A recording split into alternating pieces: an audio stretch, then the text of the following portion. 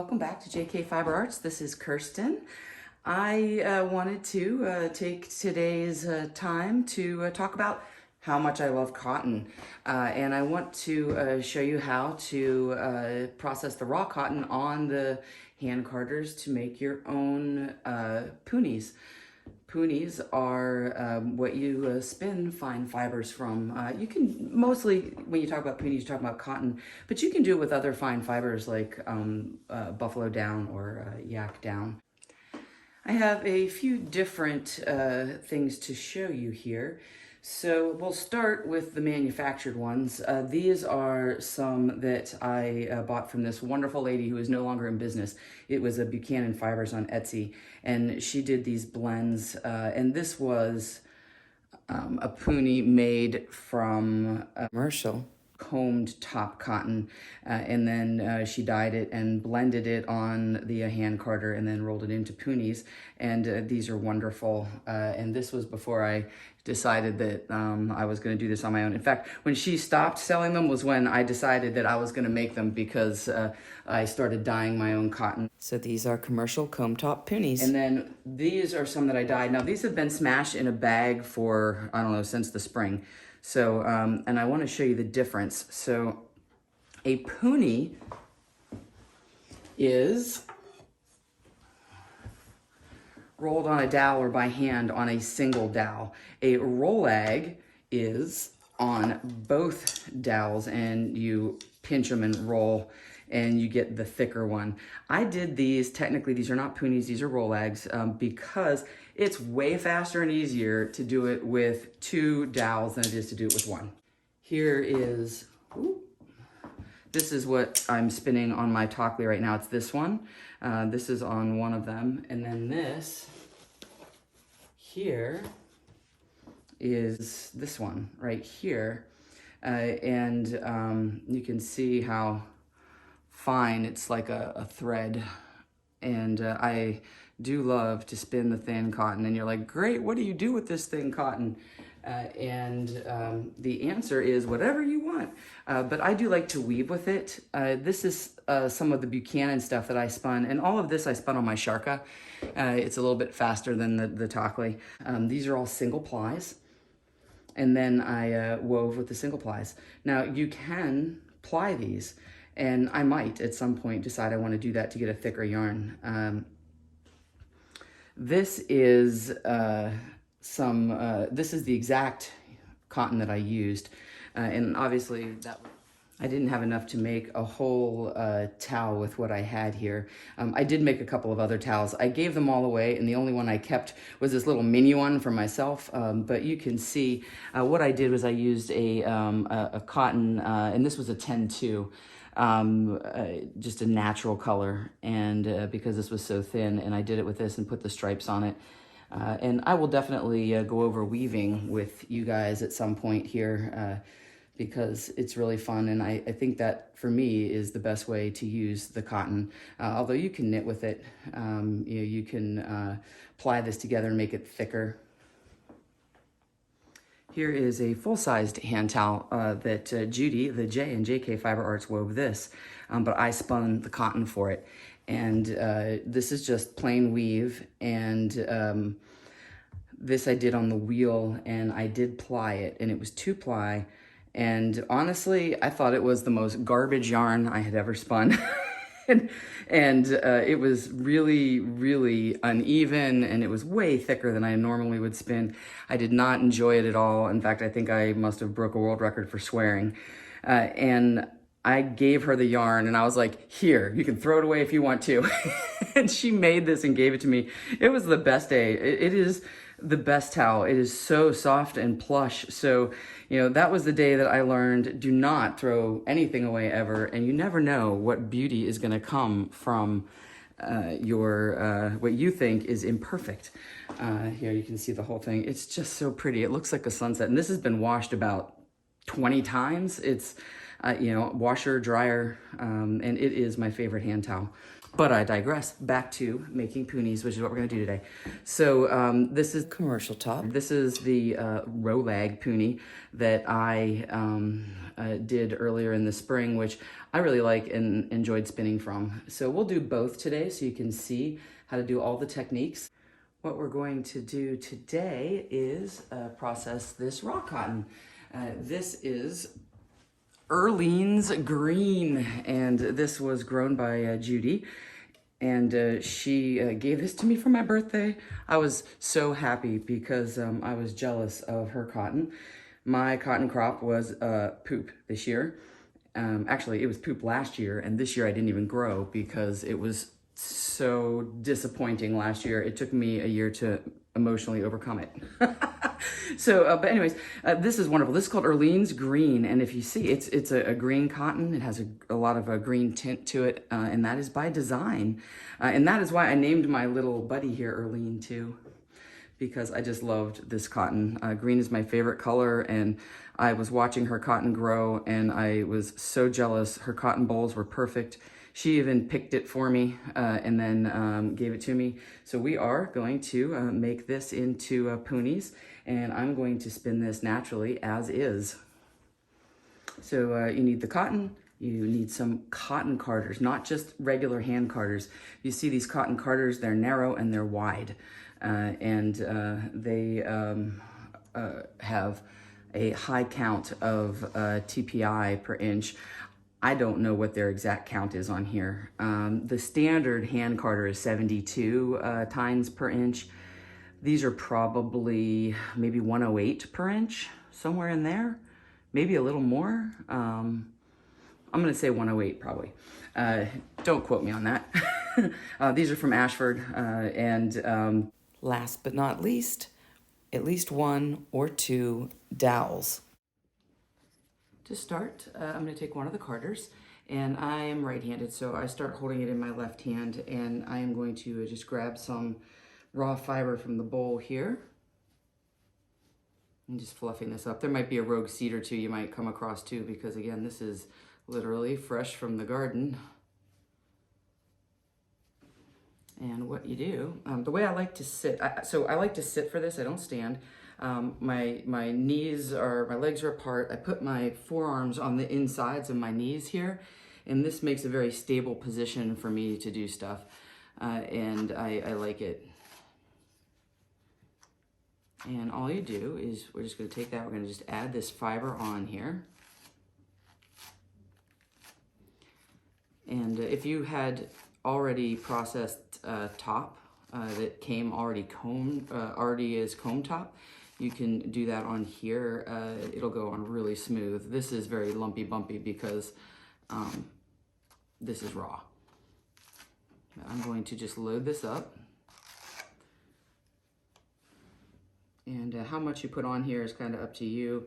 I'm always a more is better kind of person, which is not necessarily the best way to be. But I've done this a few times, and I think that this will probably do a nice job here. You don't want to pack it in so full. When I make my first pass, you'll see if there's any big bare spots, I'll add some more. Now I have my cotton carder in my left hand. I am holding it palm up on the handle. The other one I'm holding like a club. And if you notice on the edge here, there's just a slight curve, and you want to touch the bottom of the carder and go like that. So the idea here is to transfer the cotton from the carder in my left hand to the cotton carder in my right hand. And you'll see now why I like to have my arms on my knees here. It just gives me a little extra stability. And all you're going to do is comb this, and it should transfer from the carder in your left hand to the carder in your right hand. Then, you see what it looks like now? And now I'm going to switch hands, and now the carder that is loaded is in my left hand, same thing, palm up, and the carder in my right hand I'm going to comb across And we're going to transfer again. And again, I want to start at the back end of the carder, the part closest to the handle, and I'm just going to comb it through. I always have a little bit extra on this side, and I believe it's because when I do this, I'm right-handed, and I rotate this just enough that I have better stability out here. So it tends to not transfer as well on that side. So sometimes I'll have a little bare spot there. It's not the end of the world. And you can see it's already starting to look a lot smoother. You do not have to do this a lot of times. It's up to you. I think I'm going to do one more pass here, and I think that's probably going to be good for what I want to do. And then I'm just going from the top down.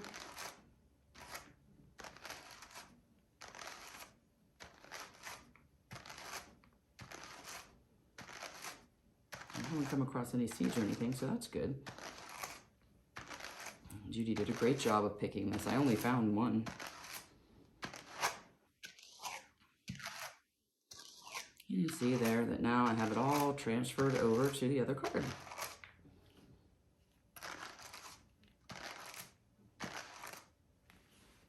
Double extra on the edge there.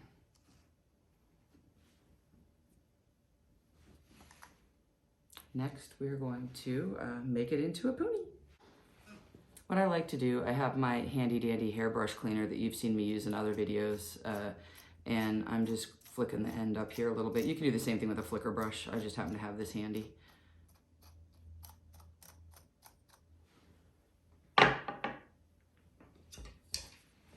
I'm gonna hold the carder between my legs here, and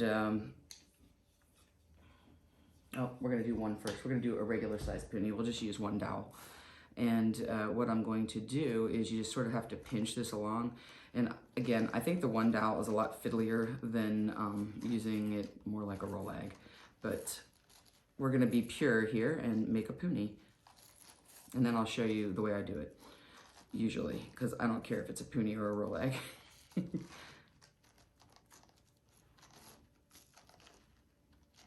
You have to get this a little bit tucked under here. Sometimes I'll use the second one just to help get it started. But you have to sort of pinch it all the way along. And there you go. And what I'm gonna do is just kind of try to do a little bit of drafting of some of these fibers here on the outside. I'm just gonna give a little pull. And again, if this was top, this would be all smooth and shiny. But again, this is the raw fiber. And I just use the edge of the carder at the bottom here to just sort of finish my end. And if I have any of these little fluzzes here, I just pick them off. There's really not very much waste at all when you make a pony though. And there is my pony. And I'm just gonna shoot it off the end here. And ta-da! There is your pony ready to use on your sharka, or your Tockley, or your wheel. Here is another loaded card that I just made 2 passes with. And you can see, I'm just gonna show you on here. One, I don't even know if you can appreciate the green color of this cotton. It's really amazing. But there's a little bald spot right there. Hopefully that won't affect me too much. I'm going to show you how I do the rolag one. Just going to flick my ends up here just a little bit. And this I do the same way that I do the rolag, where I pinch it between the two, and then I just start rolling here, and I just do a little bit of a draft, and I roll, and a little bit of a draft, and I roll, and a little bit of a draft. And same thing as with the single. And I've spun from these, you know, rolag ponies. they're technically, because I use both, they're rolags, but it's not that much fiber on here. It's a very small amount of fiber. It's very airy, and it spins beautifully. So I don't see the problem with it. But again, don't report me to the Punis police. Just gonna finish it off on the edge here. So now we have the rolag one. And this is also very light and airy. It has the same amount of fiber on it, obviously, as the Punis does. And the Punis is a little more compact because I did it around one dowel. So here's the difference. Here they are opened. And you can see that my rolag one is obviously wider because I used 2 dowels, and it's longer because I did a little more drafting on it, and it's a lot softer, like airier. This one is just a little more compact, and this is how you typically will get them when they come, and they actually tell you, and before, you know, if you do any reading about how you spin from a Punis, you're supposed to kind of go like this a little bit to floof them up. You just like lightly roll them in your hand, and that will kind of help to open the fibers a little. And you can also kind of do a little pre-draft like that, and then they'll be ready to spin. I probably just made it the same length as the other one just by doing that. I did, exactly. So, and you can see that with the pre-drafting for the Punis, now it's a little bit wider, and it basically matches my rolag as far as width goes. So basically I consider this pre-drafted and it's ready to roll. I don't have to do anything to my rolag ones. But the Punis are awesome, and they are great for spinning cotton. They're just a little more compact. Both ways are absolutely fine. So we have the, this one is the Punis, and this one is the rolag. Roll the rolag. I just like saying that word, rolag. So there you go, that's the difference in them. And I don't think there's any significant difference after you do the pre-drafting. So here we have it. This is the rolag here. This is a Punis here. And this one is the one that I sort of gently pre-drafted here. And again, I just, the rolags are just lighter, softer, they come apart easier. But it's up to you. Now you have the tools to do it all. Here is the commercial top that I dyed and blended on the carder, and this is what it looked like before I squished it in a bag for 6 months. There you have it. That's the bullet on cotton. Don't be afraid of cotton. It's awesome. And I will see you next time. Until then, spin happy.